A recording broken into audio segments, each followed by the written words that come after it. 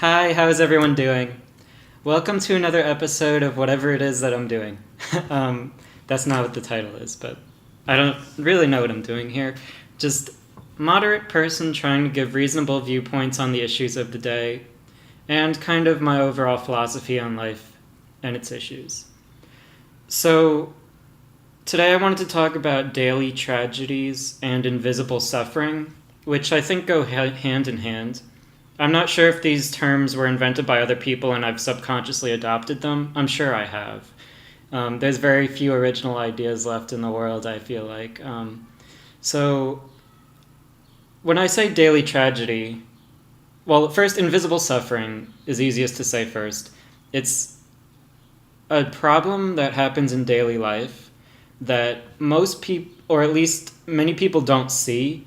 So it's invisible to other people. The easiest example is factory farming. Most people don't see what goes on in factory farms because they don't want to. Like, who wants to know where their chicken leg is coming from? They don't want to know that it's ripped off of an animal. And the companies also don't let you see that because they know people would eat less meat if they knew how horrible it really was to kill and animals on that kind of scale and the way they basically are tortured until they're slaughtered.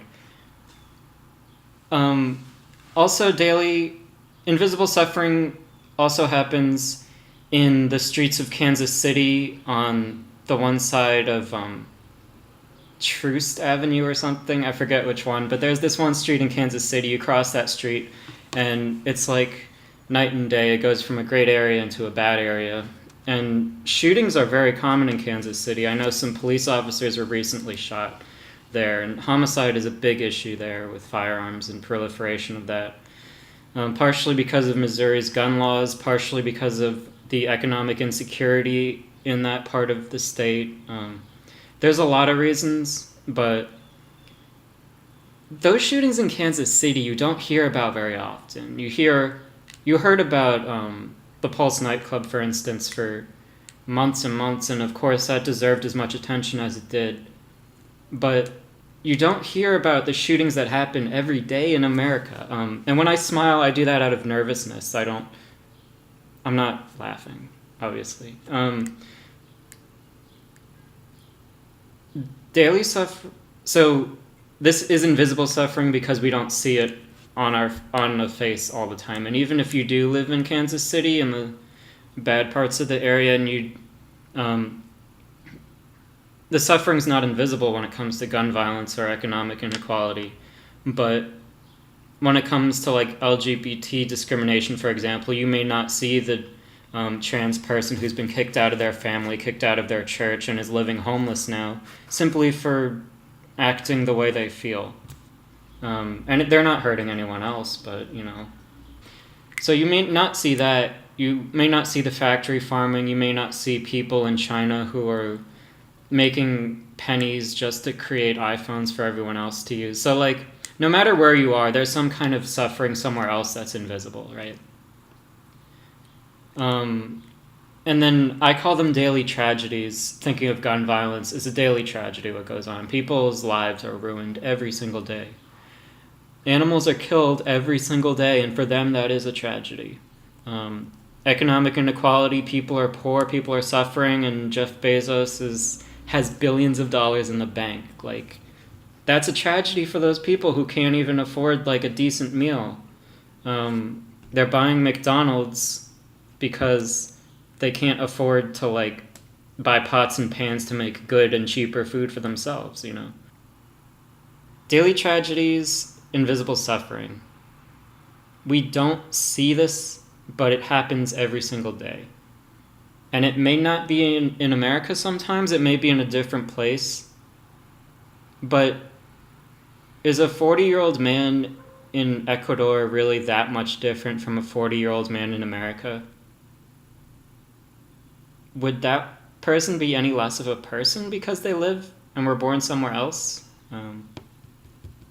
Some people would say yes. They say, the U.S. government should only look out for U.S. citizens, and Ecuador can look out for Ecuadorian citizens. But then the resources of the two countries are vastly different.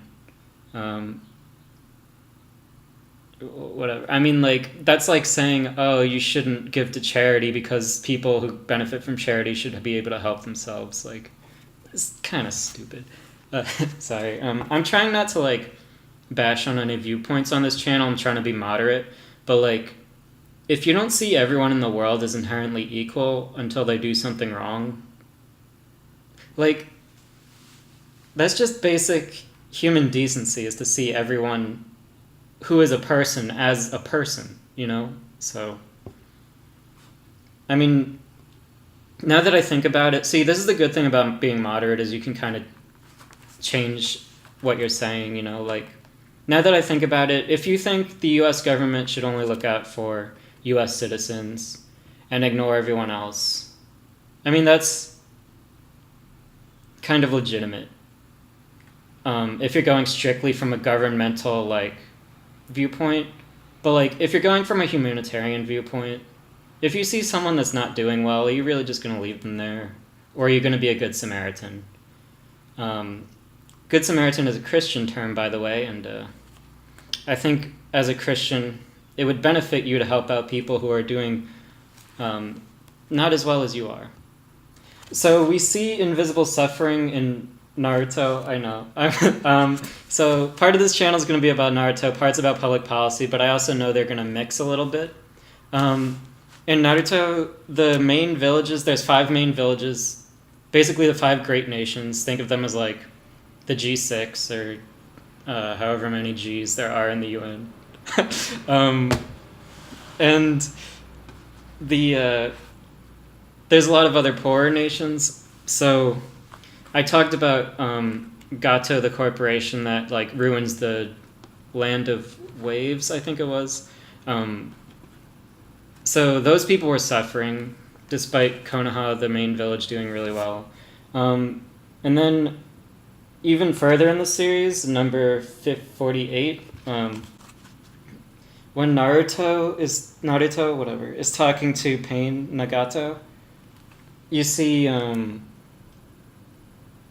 that Nagato is coming from the viewpoint of the Rain Village, which had been torn apart by wars fought by the big nations. And then once the big nations signed a big fancy peace treaty and peace ensued throughout their land, they didn't see the suffering that was still going on in the Rain Village. The Rain Village was still stricken by poverty.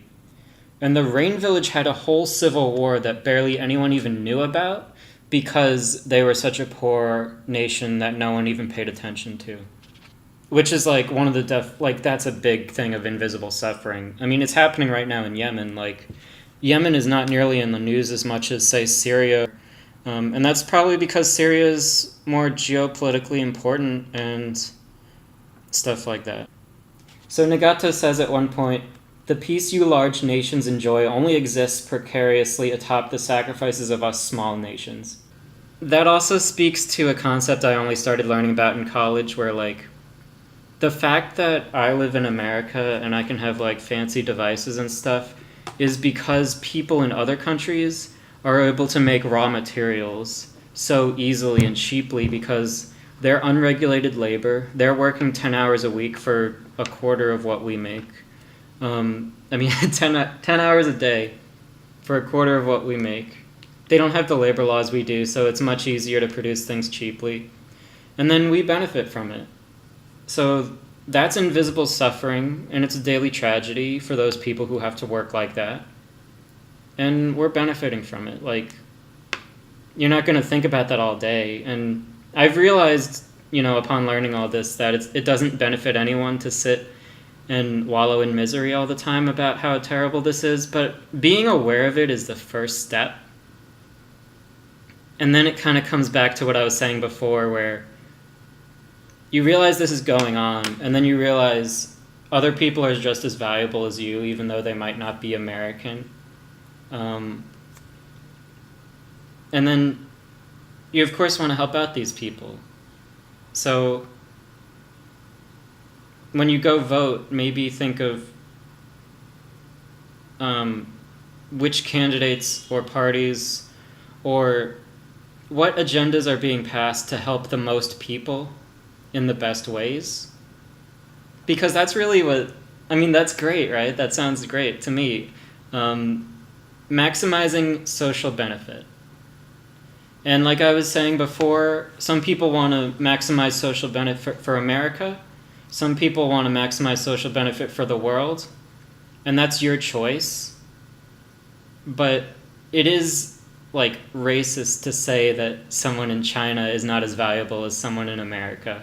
That is like racism in itself. So I'll let you connect the dots on that one. But you're still free to make your choice and justify it by saying, like, those governments can take care of them. It's hard if you've never lived on a meager paycheck to understand.